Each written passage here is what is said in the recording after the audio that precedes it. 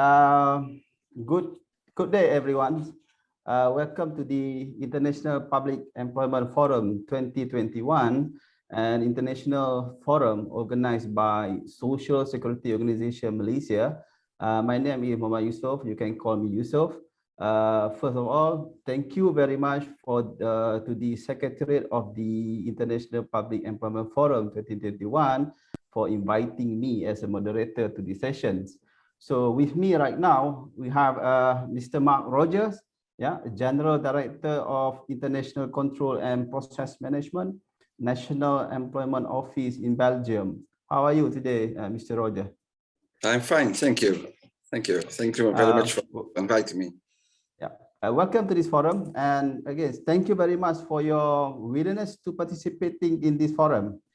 Okay, in this session, we will discuss the topic related to the role of employment insurance during the COVID-19 pandemic and lesson learned with specific attention on case of in Belgium. Yeah. Okay, let us start with the first question, Mr. Mark Rogers. To the best of my knowledge, National Employment Office in Belgium is one of the leading institutions in the field of employment insurance. Could you please briefly share facts and figures about the National Employment Office in Belgium to the audience and the participant in this forum today? Yeah, I'd be glad to. So the Belgian National Employment Office is a public social security institution.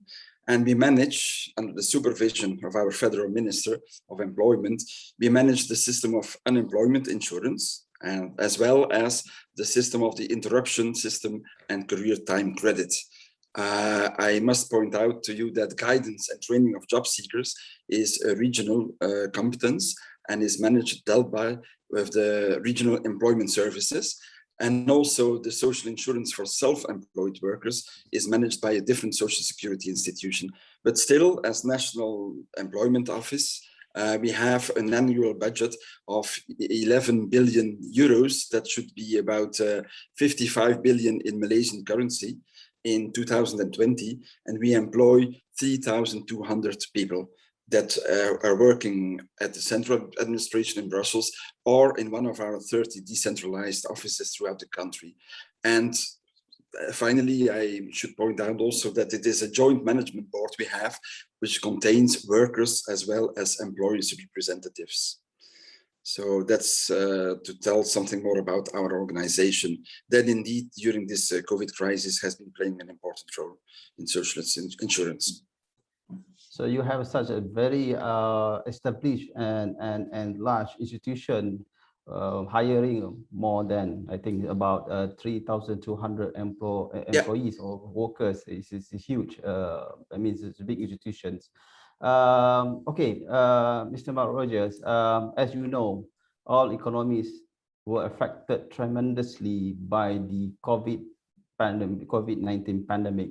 This unprecedented event hit all the economies around the world like a tsunami. So based on your view, based on experience of your country, okay, the extent to which this employment insurance has saved job of the people in Belgium. Yeah, well, you should know that, first of all, during this COVID pandemic, we had 2 general lockdowns. And this impacted our economy in several ways, just like all over the world, I should say. So the first lockdown started in March 2020 and lasted until May 2020. And then the second lockdown started in October 2020 and gradually got lifted from April 2021, so this year. And these lockdowns meant that only employees working in essential sectors were allowed to go to work. So the service sector had to switch over massively to telework, which had an impact on social, cultural, and economic life. But fortunately, in Belgium, we already had a system that is called temporary unemployment. So a social insurance system that is called temporary unemployment.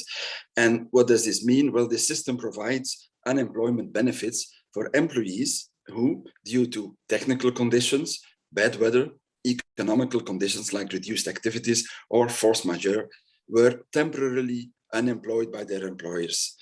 What we do with this system, we try by giving them unemployment benefits, we try to maintain the contractual bound they have.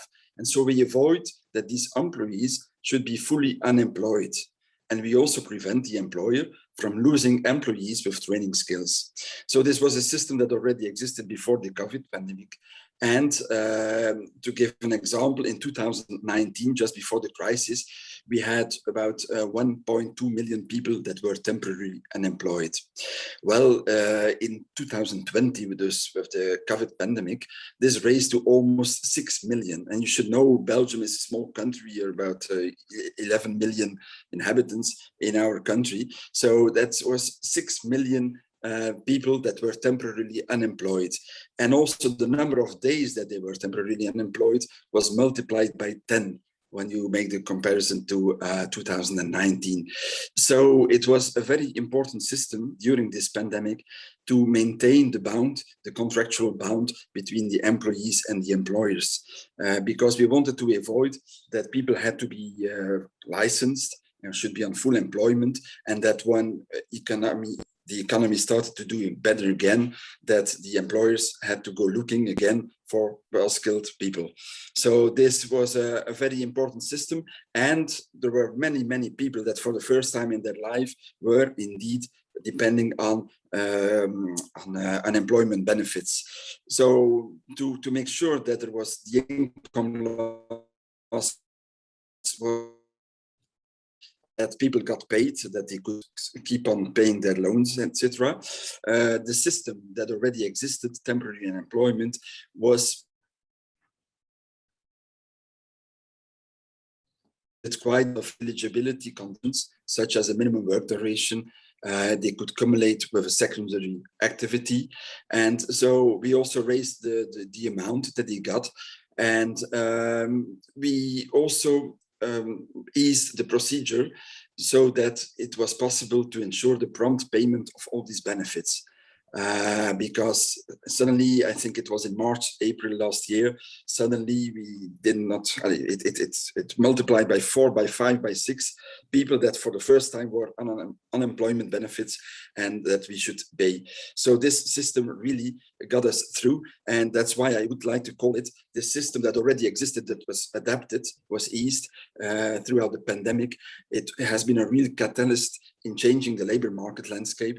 And I call it a lifeline. We reached out, our government reached out for employers and employees that were at risk of losing their business or job due to the pandemic. So this was really an important system and catalyst. Yeah, thanks for the explanation. I do agree with you. In my view, this COVID-19 pandemic hit the economy like a tsunami, and employment insurance is one of the important tools in save the jobs and assist to stabilize the labor market. Yeah. My next question to you is related to the supplementary assistance to support the livelihood of the people that affected by the COVID-19 pandemic. As you know, evidence show that many countries provide additional support to workers, such as wage subsidies, hiring incentive, training incentive. Some in the US, they provided the replacement rate sometimes, which is sometimes to some extent over the exceed the normal payment. Yeah. For the case of Belgium, yeah, could you please share with us what are the importance or the main additional support provided by the National Employment Office to stabilize the labor market in Belgium? Yeah, again, and it was not only by our organization, it was also in general by the federal government, by the regional federal governments. First of all, our Belgian government adopted a temporary moratorium on bankruptcy. And so indeed, we saw that this led to a decrease in the number of bankruptcies. by 32% in 2020 compared to 2019. This was very important because, well, once they go bankrupt, then people get fired, you have full unemployment. So this we wanted to avoid, the Belgian government wanted to avoid, because they knew that once the corona crisis would be behind us, that economy would go do better again. And so it was very important to keep another lifeline, I would call it. Second thing that was a second measure that was taken was to provide a system of corona parental leave. So that, again, people that were working, but due to the pandemic, well, they had problems. Sometimes they had to take care of their children. Sometimes they have to go in quarantine themselves. So we had a system that we call the Corona, we already had a system parental leave, but we linked it to the Corona parental leave, and which allowed people to stay at home, parents to stay at home, and we also increased the amounts. So this again was some support to our economy. Then many workers were temporarily unemployed, and we thought this would be a good occasion to provide some free access to training. This was on a regional basis by the Public Employment and Training Services. They weren't obliged to do so, but it was on voluntary basis. And so, and quite a lot of people did use this system because this would also prepare them, if necessary, if indeed their employer would be in difficulties, to change from a job. So free access to training.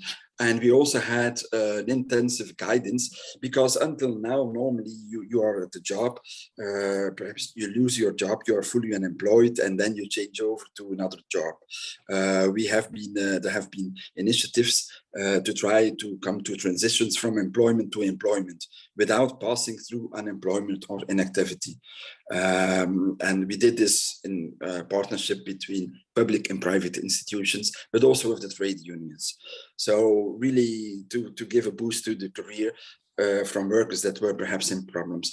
And then this also was an important measure for our economy, that is that self-employed workers, and this is not our competence, but the federal government decided this, are not eligible for unemployment benefits in Belgium. But to avoid leaving these workers behind, there has been installed a system of transitional replacement benefits. When they could prove, for example, that their results were really going down because of COVID, they also got some support. There were two situations like that. And finally, there were additional regional support measures that, for example, provided suspension of loan repayments. Also, a sector that was very hardly impacted by COVID was the artistic and cultural sector, because there was no performance going on anymore. And also there, our government decided to provide complementary interventions for people that were temporarily unemployed. So all these measures really made it possible that our economy could restore quite quickly, will restore quite quickly when the COVID pandemic is behind us. I should also point out that we are still now, at this moment, a lot of these measures are still in place. For example, the temporarily unemployment is still in place until now, until the end of September, but it depends on the evolution of the pandemic. It could be even prolongated. So, yeah, I think that, I hope that answers your question. Yeah, yeah, sure. More than enough, actually, clear and enough information for the people outside there. Two things that interested. I mean that give me a good lesson actually. One is moratorium on bankruptcy and corona parental leave. This to me, this is two mechanism or to support social support program that I think this is really work in the case of Belgium. And at the same time, we know that this pandemic affect the country variously, and then it depends on the structure of the economy itself. Yeah, sometimes certain programs might be important for some country, but for other countries they might have different intervention or different programs that really depending on the structure of the country. Okay, moving forward, yeah, Mark, Roger, this pandemic affects our life, our economic system. So moving forward, yeah, we know that this there might be some important lesson that we can learn, in particular from the perspective of employment insurance system around the world. I mean, is that what are the important lesson that we should learn in order to ensure that the labor market is not fragile, or to ensure that future pandemic crisis or future economic crisis could stabilize the labor market? Okay, well, I think from our own experience, what we saw is that despite the unprecedented public spending, it was really a lot, and we will be paying for that for quite some years, I think. So this was an important public spending caused by the job maintenance and business support measures. But we also saw that these measures, as well as telework, so working from home, I'm doing right now, have helped to safeguard the viability of businesses and employment, and to facilitate the rapid recovery of activities. And this has helped to prevent far greater human, social, and economic costs to society. Really, when we see these first results, we see really there has almost not been any evolution, negative evolution in full unemployment, for example. So